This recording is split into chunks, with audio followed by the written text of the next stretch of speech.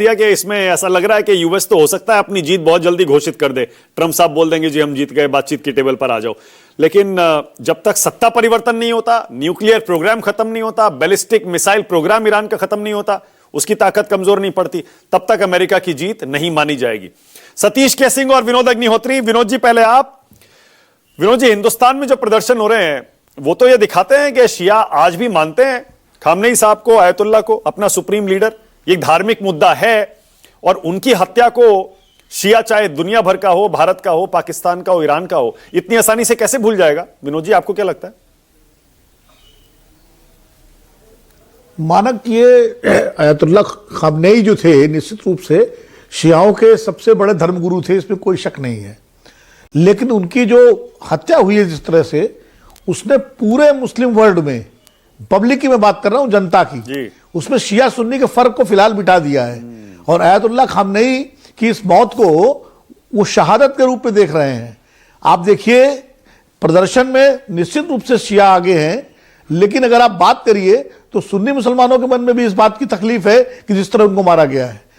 तो इसलिए ये आवाज इको कर रही है। मानक मैं ठीक करवा रहा हूं उसको। जी मैं ठीक करवा रहा हूं, बोलिए आप। तो मैं ये कह रहा था कि इसलिए जो अमेरिका ने जो पहले ही झटके में आयतुल्लाह खामनेई और उनके परिवार की और जो टॉप लीडरशिप की हत्या हुई है इस लड़ाई में, उसने पूरे ईरान में जो झगड़ा था वो एक फिलहाल मिटा दिया है। क्योंकि जो लोग इस खामनेई रिजीम के विरोधी, एक तो कट्टर विरोधी है, उनकी बात छोड़ दीजिए, कट्टर विरोधी तो कट्टर है, लेकिन एक फेंस सीटर जो समूह होता है वो भी वापस लौट गया है, क्योंकि नेशनलिज्म का मामला हो गया है। अगर खामनेई जिंदा रहते और ये लड़ाई लंबी चलती और उसके बाद जो तकलीफें होती, जो आर्थिक संकट होता, उससे शायद उनकी रिजीम ज्यादा अनपॉपुलर होती।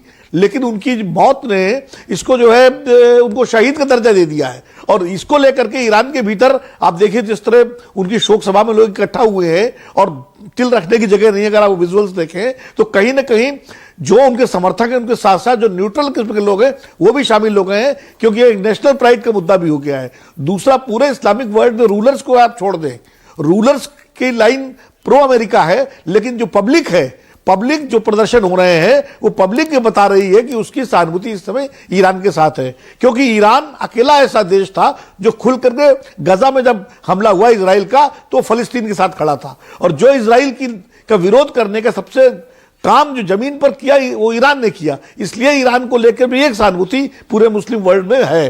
तो मुझे लगता है कि लड़ाई, जैसा कि मैं ब्रिगेडियर साहब से सहमत हूं, ये लड़ाई इतनी जल्दी खत्म होने वाली हमें नहीं लगती। क्योंकि अभी वहां की जो लीडरशिप है, फर्स्ट लाइन लीडरशिप आपने खत्म कर दी, लेकिन उनके जो लेयर्स हैं, second line, third line, fourth line, वो इंटैक्ट है और वो अभी रिटेलिएट भी कर रही है उनके सारे सिस्टम।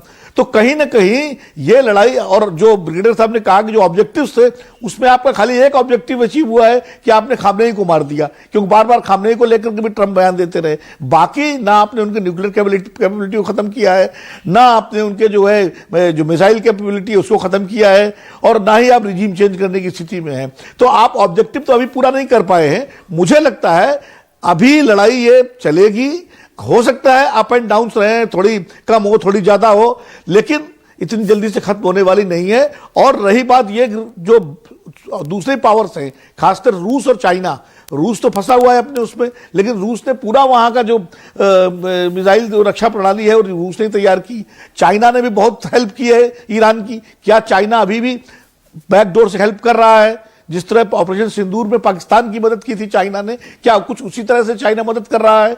ये सब चीजें अगर सामने आएंगी और अगर बाहर से सपोर्ट ईरान को मिलेगा तो निश्चित रूप से लड़ाई लंबी खींचेगी। और जो दूसरे जो एलाइज कंट्रीज हैं, जो गल्फ की, मिडिल ईस्ट की, जिन पर स्ट्राइक किया है ईरान ने, वो स्ट्राइक इसीलिए किया है कि वहां के उन देशों की जनता अपने रिजीम से दबाव डाले, कि वो अमेरिका पर दबाव डाले कि लड़ाई खत्म करें। तो कुल मिलाकर के मुझे लगता है ये लड़ाई अभी चलेगा। इसमें भारत के लिए एक संकट की स्थिति ये है कि हमारी ऑयल सिक्योरिटी का भी सवाल है। 50% हमारा ऑयल जो है वो आता है। जी, मेरे मन में भी एक सवाल था, मुझे लगता है ब्रिगेडियर साहब बेहतर जवाब दे पाएंगे। ब्रिगेडियर साहब, बिल्कुल सही है, हमने कभी नहीं देखा आपसे पहले कि सिर्फ एयर स्ट्राइक से या फिर वो ड्रोन हमलों से, मिसाइलों से, फाइटर जेट से कभी रिजीम चेंज कहीं पर हुआ हो। जहां जहां यूएस ने कोशिश की वहां पर ट्रूप्स ऑन द ग्राउंड उतारने पड़ते हैं उनको। आपको लगता है ईरान में यूएस और इजराइल ये करेंगे?